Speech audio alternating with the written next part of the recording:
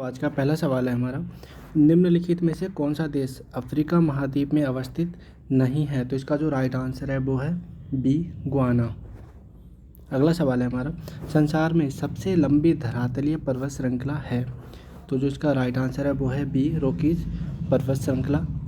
अगला सवाल है हमारा, जहाँ पूर्वी घाटी और पश्चिमी घाटी मिलते हैं वहाँ कौन सी पहाड़ियाँ स्थित हैं? तो इसका जो राइट आंसर है वो है नीलगिरी पहाड़ियाँ, ऑप्शन ए। निम्नांकित में से कौन सी जलधारा उत्तरी अटलांटिक महासागर में प्रभावित नहीं होती है? तो इसका जो राइट आंसर है वो है बी, वेनेजुएला।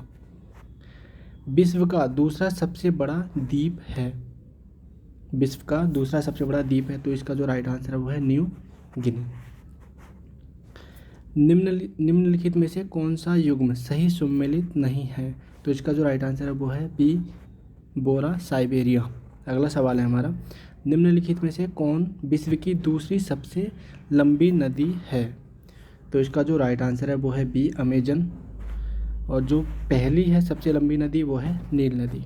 अगला सवाल है हमारा, निम्नलिखित में से कौन कायांतरित चट्टान का उदाहरण नहीं है? तो इसका जो राइट आंसर है वो है ऑप्शन डी, डोलोमाइट। अगला सवाल है हमारा, कौन सा पठार अरावली एवं विंध्य श्रेणियों के मध्य स्थित है? तो इसका जो राइट आंसर है वो है ए, मालवा। विश्व में किस देश को चीनी का कटोरा कहा जाता है? तो इसका जो राइट आंसर है वो है बी, क्यूबा को। अगला सवाल है हमारा, निम्नलिखित में से कौन सी नदी सतलुज नदी की सहायक नदी नहीं है? इसका जो राइट आंसर है वो है ऑप्शन सी, रावी। निम्नांकित कथन किसने कहा वनस्पति जलवायु का सही मापदंड है? तो इसका जो राइट आंसर है वो है ए, कोपेन ने कहा था ये।